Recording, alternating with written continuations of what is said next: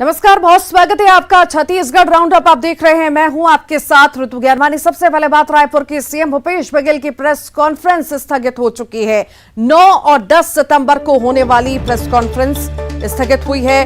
SP और collector की conference स्थगित हुई है। सर्किट हाउस में ये कॉन्फ्रेंस होने वाली थी जो स्थगित कर दी गई है। सीएम भूपेश बघेल की प्रेस कॉन्फ्रेंस होने वाली थी 9 और 10 सितंबर को। बता दें, कॉन्फ्रेंस स्थगित हो गई है। एसपी और कलेक्टर की कॉन्फ्रेंस स्थगित हुई है। सर्किट हाउस में यह कॉन्फ्रेंस होने वाली थी जिसे अभी स्थगित किया गया है।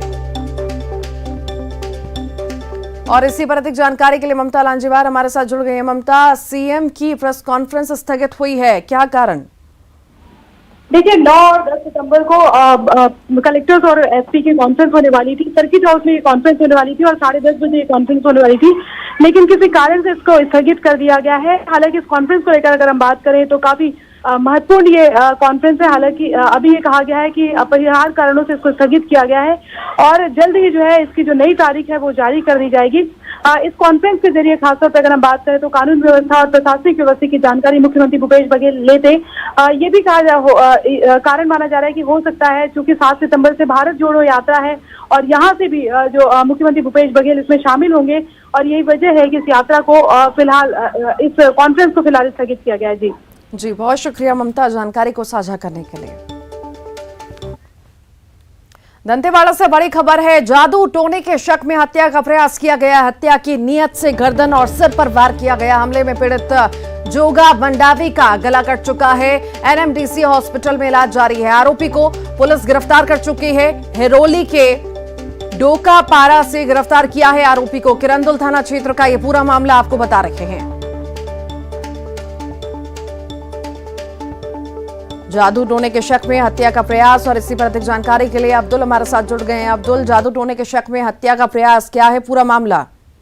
किरंदुल थाना क्षेत्र का मामला है और हिरोली ग्राम क्षेत्र में यहाँ पर पिछले दिनों जादू टोना के शक में एक युवक की यहाँ पर गले और सर में वार करके हमला किया गया था और मृत समझ के उसे छोड़कर भाग गया था। लेकिन पुलिस ने यहाँ तत्परता दिखाते हुए जैसे ही पुलिस के पास घटना की जानकारी आई, पुलिस ने जो संवेदनशील क्षेत्र है हिरोली गांव, वहां पर पहुंचकर घेरेबंदी करके आरोपी को यहाँ से गिरफ्तार कर लिया है। बताया जा रहा है जादू टोना के शक में इसकी हत्या करने के लिए ये लोग आए हुए थे। 2 लोग थे जिसमें से एक आरोपी को यहाँ पुलिस ने गिरफ्तार करके जेल भेज दिया। जी ठीक, बहुत शुक्रिया अब्दुल।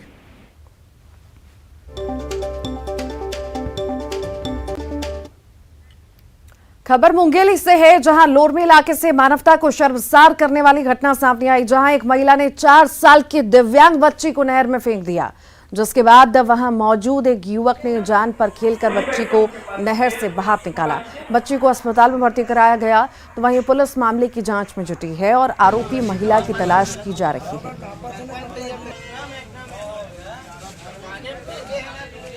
4 से 6 साल के आसपास की है, लड़की है जो लाया गया है रिजर्व रिपोर्टर के द्वारा। अभी तो मुंह में से थोड़ा सा पानी आ रहा था, बाकी बच्ची स्टेबल है, वाइटल्स उसके अभी। और बाकी बच्ची देखने से ना मानसिक रूप से विकलांग लग रही है, तो इरिटेबल है, उसकी वजह से अभी तो खिलाना स्टार्ट नहीं किए हैं। बाकी अभी आई फ्रूट्स बॉटल स्टार्ट किए हैं और कंडीशन जैसा भी रहता है 1-2 घंटे बाद स्थिति उसके हिसाब से आगे बढ़े कार्रवाई। एक बच्ची, छोटी बच्ची है, 2.5 से 3 साल की है, जिसको कि एक महिला गोड़खामी नहर में फेंक करके भागी है और उसके बाद हमको पता चला तो हम लोगों ने उसको अस्पताल में भर्ती कराया गया है, लोरमी 50 बिस्तर अस्पताल में। और अभी फिलहाल महिला की पतासाजी हेतु पुलिस पार्टी रवाना है। जैसे पता चलती है अग्रिम कार्रवाई की जाएगी। बलरामपुर में पुलिस ने लूटपाट के 3 आरोपियों को गिरफ्तार किया। पुलिस के मुताबिक गिरफ्त में आए आरोपियों ने एक राहगीर से पहले मारपीट की और फिर रुपए लूटकर फरार हो गए, जिसके बाद पीड़ित की शिकायत पर पुलिस ने मामला दर्ज किया और आरोपियों की तलाश में जुटी थी। अब तीनों आरोपियों की गिरफ्तारी भी हो चुकी है। आरोपियों के पास से लूट की रकम और वारदात में इस्तेमाल बाइक भी जब्त की गई।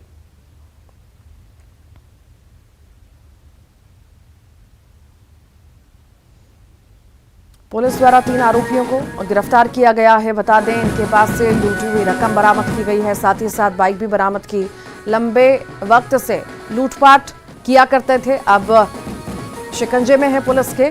तीनों को पुलिस ने गिरफ्तार कर लिया है और भी कई लूट में जो शामिल हैं उनके बारे में पूछताछ हो रही है। एफआईआर दर्ज किया गया था जिसमें उसके साथ कुछ अज्ञात युवकों ने लूटपाट किया था लगभग 5800 रुपये का, जिस पर से पतासाजी करने पर से पुलिस टीम द्वारा मुखबिरी से और उन अज्ञात युवकों को धर दबोचा गया, जो कि आरोपीगण के रूप में राम अहमद कुशवाहा, रामकरण नगरिया, इमरान सूरत अगरिया तीनों निवासी हरिगवां हैं। और उनके पास से जो लूट की राशि 5800 रुपये वो बरामद कर ली गई है। साथ ही इस अपराध में प्रयुक्त मोटरसाइकिल लगभग कीमती 60,000 उसे ही बरामद कर लिया गया है और उन्हें न्यायिक रिमांड पर भेज दिया गया। रायपुर में एक बार फिर चाकूबाजी हुई है जिसमें एक युवक की मौत हो गई। मामला राजधानी के माना बस्ती का है, जहां दिन दहाड़े हुई चाकूबाजी में विजेंद्र माकंडे नाम के युवक गंभीर रूप से घायल हुआ, जिसे इलाज के लिए आनन फानन में अस्पताल में भर्ती कराया गया, जहां इलाज के दौरान उसने दम तोड़ दिया, जिसके बाद बस्ती वासियों ने जमकर हंगामा किया। इस विरोध प्रदर्शन में स्थानीय लोगों के साथ व्यापारी भी शामिल हुए।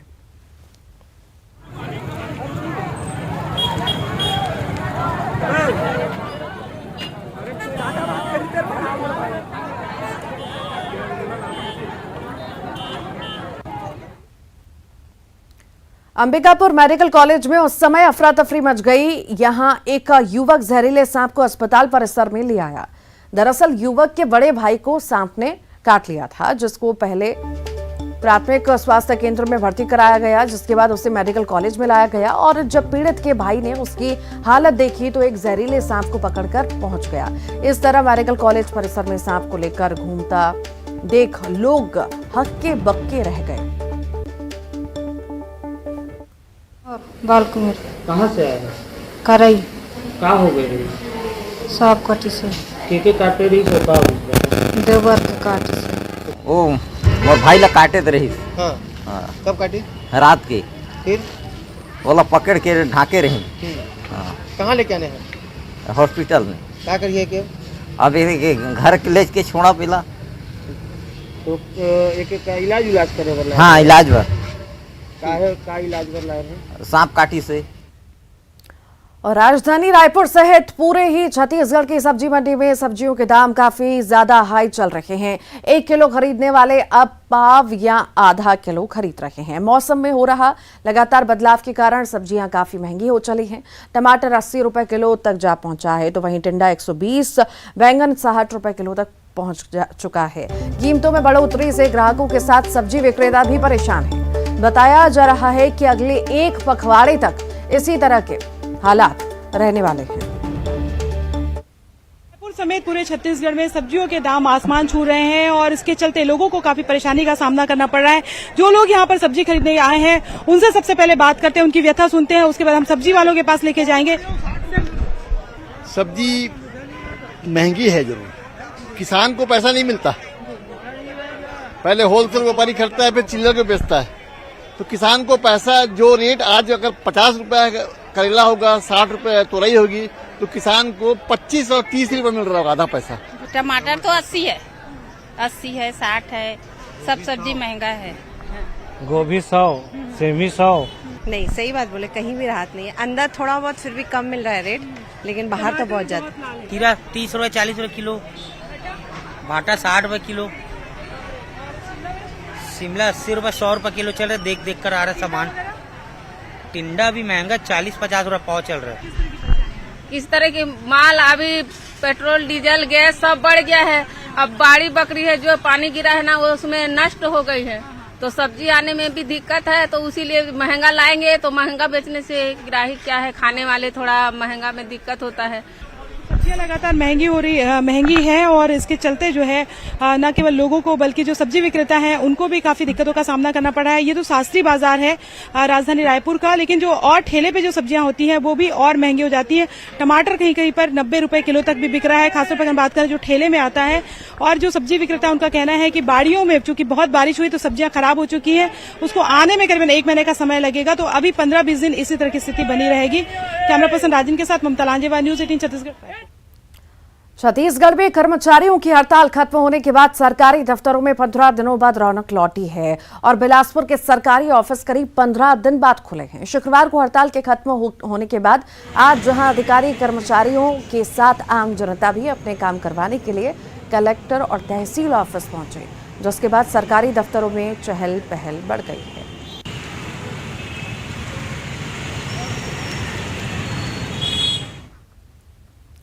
बस्तर भले ही अक्सर नक्सलवाद, बम और बारूदों से सुर्खियों में रहता है, लेकिन इस रूप के अलावा इसकी तस्वीर का दूसरा पहलू भी है, जो यहाँ की संस्कृति, सभ्यता और उनकी ये कलाकृतियाँ जो लोगों को यहाँ के इतिहास से जोड़ती हैं। यहाँ के कलाकार मिट्टी, बांस, मेटल, लोहे और पेंटिंग के जरिए बेहद आकर्षक ढंग से दिखाकर बताने की कोशिश कर रहे हैं, जो बस्तर के आदिवासी के जीवन का दिनचर्या में शुमार है। जगदलपुर के कलागुडी केंद्र के सदस्य बताते हैं कि उनकी तमाम कलाकृतियां आदिवासी पर आधारित हैं। यहाँ की कलाकृति सैलानियों को यहाँ आने को मजबूर करती हैं। बहुत अच्छे से मिला है। ये यही छत्तीसगढ़ में नहीं, बाहर विदेशों से भी जो पर्यटन आते हैं उनको यहाँ लाया जाता है, तो सामान खरीदते भी हैं, बहुत अच्छे से देखते हैं और फीडबैक भी अच्छा ही मिला है। जितना भी है उन लोग जाते हैं, बताते हैं और हम लोग सोशल मीडिया पे भी इसका पेज, वेबसाइट खोले हुए हैं, ऑनलाइन भी सामान की बिक्री होती है। कलागुड़ी में बेल मेटल, बाम्बो और टेराकोटा से बनी चीज़ें, ज़्यादातर यहाँ पे ट्राइबल पे काम किया गया है। बस्तर की जो भी कलाकृति है उसके बारे में बताया गया है। बस्तर का जो मतलब हमारे बस्तर को आगे बढ़ाने के लिए मतलब ये संस्था उसी पे काम करती है। बस्तर की पहचान सिर्फ नक्सलवाद नहीं है, बस्तर की एक और पहचान है जो है उसकी कलाकृति। बस्तर की कलाकृति की बात की जाए तो बस्तर में बेल मेटल, बम्बू आर्ट और मिट्टी से बने ऐसी अनोखी कलाकृतियाँ हैं जो लोगों को अपनी ओर आकर्षित करते हैं। मैं आपको दिखाना चाहूँगा कि इस कलागुड़ी केंद्र में बस्तर के कलाकारों ने किस तरह से बस्तर कल्चर के ऊपर अपनी पूरी कला को उकेरा है। और ये जो कलाकारी है इसकी मांग सिर्फ स्थानीय तौर पर नहीं है, इसकी मांग देश विदेशों तक है, जो लोगों को अपनी ओर आकर्षित करती हैं। इस कलागुड़ी जो केंद्र है, यहाँ पर काम करने वाले जो समूह के लोग हैं अपनी कलाकारी से ही नाम और शोहरत नहीं कमाते, इसके अलावा वहाँ के जो लोग हैं वो अब गाइड का भी काम करना शुरू कर दिए हैं। बाहर के पर्यटकों के साथ गाइड का काम करते हैं और अपने एक आय का जरिया भी गढ़ते हैं। प्रकाश कुमार, न्यूज़ 18, जगदलपुर। गरियाबंद के नगर पंचायत फिंगेश्वर से गुजरने वाली सूखा नदी का अस्तित्व खतरे में है। लगातार नदी में कूड़ा कचरा डाला जा रहा है, जिससे निकलने वाली बदबू से वहां से गुजरने वाले लोग परेशान रहते हैं और जिम्मेदारों को इसकी सुध लेने की फुर्सत नहीं है। गुजरते हैं तो यहाँ पर बदबू आती है बहुत, और लोगों को बहुत प्रकार की समस्या उत्पन्न होती है। इससे बहुत प्रदूषित होगा। नहाने होंगे, जो लोग नहा रहे हैं वो नहाना बंद कर देंगे। अब नदी में डाली मतलब बहुत ही में हर चीज़ है करना है। यहाँ अभी वर्तमान गणेश ठंडा करना ही में है, ऊपर से बहुत परेशान। फिंगेश्वर के सूखे नदी का अस्तित्व खतरे में है। लगातार यहाँ कटे हुए मुर्गियों मछलियों के अवशेष को डाला जा रहा है, जिसके वजह से नदी प्रदूषित होते जा रहा है। बदबू के वजह से यहाँ राहगीरों को काफ़ी परेशानियों का सामना करना पड़ रहा है। अगर नदी में जल्द सफाई नहीं करवाया गया तो यह नदी काफ़ी ज़्यादा प्रदूषित हो जाएगा, जिससे नदी का अस्तित्व खतरे में पड़ सकता है। न्यूज़ 18 के लिए गरियाबंद से शेख इमरान। अमरकंटक इलाके में पिछले 2 दिनों से लगातार बारिश होने के कारण यहां पहाड़ों का मलबा सड़क पर आ रहा है, जिसके चलते जगह जगह रास्ता जाम हो रहा है। यहां गौरेला, पेंड्रा, मरवाही सहित अमरकंटक और उससे सटे करंजिया, पशु पराजगढ़ इलाके में लगातार बारिश हो रही है। पहाड़ी क्षेत्र में बारिश के कारण पहाड़ से मिट्टी और पत्थर लगातार गिर रहे हैं, जिसके चलते मार्ग बंद हो चुका है। ज्वालेश्वर और दुर्गा धारा के रास्तों से अमरकंटक जाने वाले सड़क में पहाड़ों का मलबा सड़क पर आ रहा है, जिसकी वजह से रास्ता बंद हो गया। कई जगहों पर सैलानी खुद रास्ते से पत्थर हटाकर वहां से निकले हैं।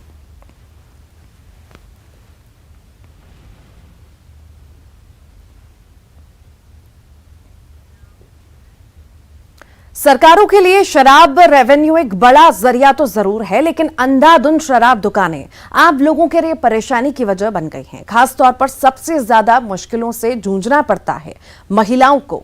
एक ऐसा ही मामला सामने आया अंबिकापुर से। यहां रिहायशी इलाके में शाम होते ही शराबियों का जमावड़ा शुरू हो जाता है। नशे में चूर शराबी कई बार उत्पात मचाने लगते हैं, लेकिन महिलाओं की तमाम शिकायतों के बावजूद कभी कोई एक्शन नहीं लिया जाता।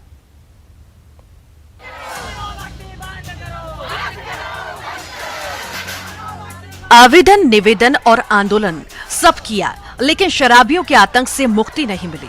ये व्यवस्था है अंबिकापुर के इस रिहायशी इलाके की महिलाओं की। गंगापुर इलाके का ये शराब दुकान महिलाओं के लिए मुसीबत बन चुका है। शराब दुकान के बगल में रोजगार कार्यालय और ग्रामीण रोजगार ट्रेनिंग सेंटर हैं, जहां महिलाओं का आना जाना रहता है, लेकिन शराबियों के उत्पात की वजह से महिलाओं का यहां से गुजरना दूभर हो चुका है। महिलाओं ने शराब दुकान को हटाने की मांग को लेकर आंदोलन भी किया। एक बार तो शराब दुकान में ताला तक जड़ दिया, लेकिन इतने विरोध के बावजूद यहां से शराब दुकान नहीं हटाई गई। महिलाओं का आरोप है कि शराब दुकान हटाने के बजाय यहां से रोजगार कार्यालय ही शिफ्ट कर दिया गया। और तो और जो अधिकारी शराब दुकान हटाने की हिमायत करते हैं, उन्हें हटा दिया जाता है। मोहल्ले में दारू भट्टी खुल गया है। अब इतना सब बच्चे लोग के भी, सियाना लोग के भी, हम लोग के भी खुद का बेटी पोतों के सब का परेशानी बढ़ गया है। ना बच्चे खेल पाते हैं, ना बहुआ बेटी रोड में निकल पाते हैं, ना हम लोग खुद नहीं चल सकते हैं। बहुत लड़े, बहुत आंदोलन किए, लेकिन कोई सुनवाई नहीं। देखिए, दारू भट्टी के लिए हम लोग बहुत आंदोलन किए, बहुत हर तरह का कोशिश किए, लेकिन दारू भट्टी को तो नहीं हटाए लोग, लेकिन रोजगार कार्यालय हटा दिए।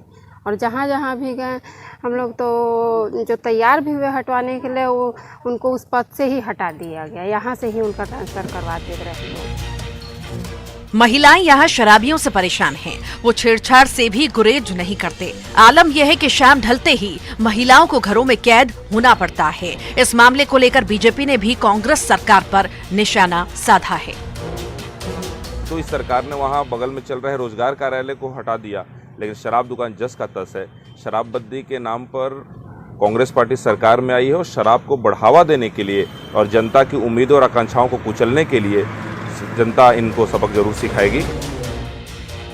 उधर नगर निगम का कहना है कि शराब दुकान हटाने का प्रस्ताव प्रशासन को भेज दिया गया, लेकिन जिला प्रशासन शराब दुकान पर कार्रवाई करने के बजाय चखना सेंटर पर कार्रवाई कर रहा है। गलत हरकतें भी करने का हमें कंप्लेन मिला था। इस तारतम्य में निगम ने पूरा समिति के द्वारा जो डिसीजन हुआ कि उसको रिहायशी इलाके से दूसरे क्षेत्र में कहीं शिफ्ट किया जाए, इस मंशा को हम लोगों ने माननीय कलेक्टर महोदय को प्रेषित कर दिया है, क्योंकि कलेक्टर सेक्टर के ही अधिकार क्षेत्र का है। और मुझे लगता है कि उस पर कार्रवाई जल्दी होनी चाहिए, क्योंकि कभी भी अप्रिय स्थिति बन सकती है। कुछ माह पहले इस प्रकार की शिकायत प्राप्त हुई थी। लोग वहां मांग कर रहे थे कि दुकान को कहीं और शिफ्ट किया जाए, और इस संबंध में मेरे द्वारा और पुलिस विभाग एवं आबकारी विभाग के अधिकारी द्वारा संयुक्त निरीक्षण भी किया गया था। तो निरीक्षण में हमने मुख्य रूप से ये पाया था, स्थानीय रहवासियों से भी हमने बातचीत की थी। स्थानीय रहवासियों को इससे समस्या है कि कई लोग वहीं पर शराब पीते हैं और वहाँ के स्थानीय लोगों को मतलब किसी गाली गलौज या इत्यादि इस तरह की गतिविधि करके वो तंग करते हैं। तो इस संबंध में समय समय पर प्रशासन, पुलिस एवं आबकारी विभाग द्वारा ऐसे लोगों पर एक तो उनको निर्देश दिया जाता है कि अपने घर में जाके उसका सेवन करें। किसी भी स्थिति में वहाँ स्थानीय रहवासियों को किसी प्रकार की असुविधा न हो, इस बात का ध्यान रखें। नगर निगम के महापौर भी मानते हैं कि यहाँ असामाजिक तत्वों के जमावड़े की वजह से कभी कोई अप्रिय घटना हो सकती है, लेकिन शराब दुकान संचालक के रसूख के आगे सब बेबस हैं। श्रवण कुमार महंत, न्यूज़ 18, मध्य प्रदेश, छत्तीसगढ़। छत्तीसगढ़ में पूर्ण शराबबंदी की मांग को राजधानी रायपुर में बीजेपी महिला मोर्चा के कार्यकर्ताओं ने प्रदर्शन किया। बीजेपी महिला मोर्चा के कार्यकर्ताओं ने शराब दुकानों के सामने बैठकर विरोध जताया और सरकार पर जनता से वादा खिलाफी का आरोप लगाया। नशा माफिया सरकार मुर्दाबाद, मुर्दाबाद, मुर्दाबाद। देखिए, प्रदेश स्तर पे महिला मोर्चे ने आह्वान किया था कि शराब भट्टियों के सामने प्रदर्शन किया जाएगा। भूपेश बघेल सरकार को अपना वादा याद दिलाया जाएगा। 4.25 साल पहले जब प्रदेश में चुनाव हुआ तो भूपेश बघेल कांग्रेस के अध्यक्ष थे। जैसे ही हम सत्ता में आएंगे शराबबंदी करेंगे, पर आज 3 साल हो गए हैं कांग्रेस सरकार को, उन्होंने शराबबंदी नहीं करी है। आज जो पूरे छत्तीसगढ़ में जो घटनाएं हो रही हैं, दुष्प्रचार हो रहे हैं, महिलाओं के साथ उत्पीड़न हो रहे हैं, शोषण हो रहे हैं, बलात्कार हो रहे हैं, सारी जड़ शराब है। इसके विरोध में हम भारतीय जनता पार्टी महिला मोर्चा की पूरी टीम आज इसका शराब भट्टी के सामने एक रैली के रूप में जाकर वहाँ पे हल्ला बोल प्रदर्शन का कार्यक्रम करेंगे। बीजापुर में पूर्व मंत्री महेश गागड़ा ने प्रदेश सरकार पर निशाना साधा और कहा है कि पंचायत और दूसरे विकास कार्यों की राशि कांग्रेस नेताओं के फंड में जा रही है। महेश गागड़ा ने आरोप लगाया कि जल संसाधन विभाग की 18 लाख की राशि बिना काम कराए डकार लिए गए। जिले में बड़े बड़े कारनामे हो रहे हैं, शिकायत के बाद भी कार्रवाई नहीं होती। तो वहीं महेश गागड़ा के इस आरोप पर बीजेपी ने पलटवार किया है। सरकार के अंक एक व्यक्ति ने अभी सिंचाई विभाग के जो 18 काम की जो बात कुछ दिन पहले मैंने कहा भी था आप लोग के सामने कि हम करने वाले, अच्छी बात है कि अजय सिंह ने उसको बता दिया। और ऐसे काम भी हैं जो मार्च में सेंक्शन होता है और मई में पूर्ण भी हो जाता है। ऐसे सिंचाई विभाग में कारनामा भी हुआ है, तो आप सबको पता भी है कि सिंचाई विभाग में 1 महीने में बड़े बड़े तालाब काम किए हैं। सबसे पहले तो ये जो मानसिकता बनी हुई है, हर विषय पे विधायक के ऊपर भ्रष्टाचार का आरोप लगा के बचने का जो रास्ता अपनाया है भारतीय जनता पार्टी और आदरणीय महेश गागड़ा जी ने, ये सरासर गलत है। यदि कहीं कोई गलत हुआ है वो अपना दस्तावेज प्रस्तुत करें जिला कलेक्टर के पास में और उनकी जांच होकर के यदि ऐसा कुछ दोषी पाए जाते हैं उनके ऊपर कार्रवाई होगी। धमतरी के सिहावा में पुलिस ने ठेकेदार की हत्या का खुलासा किया है। पुलिस जांच में ये मर्डर सुपारी किलिंग निकली है। इसके लिए मुंगेली जिले में हत्यारे बुलाए गए थे और 2 लाख में हत्या का सौदा हुआ था। सिहावा थाना पुलिस ने हत्या के आरोप में एक नाबालिग सहित 4 लोगों को गिरफ्तार किया। बिजनेस पार्टनर पर हत्या करवाने का आरोप है। पैसे नहीं चुकाने पर आरोपी बिजनेस पार्टनर ने मृतक की सुपारी देकर हत्या करवा दी।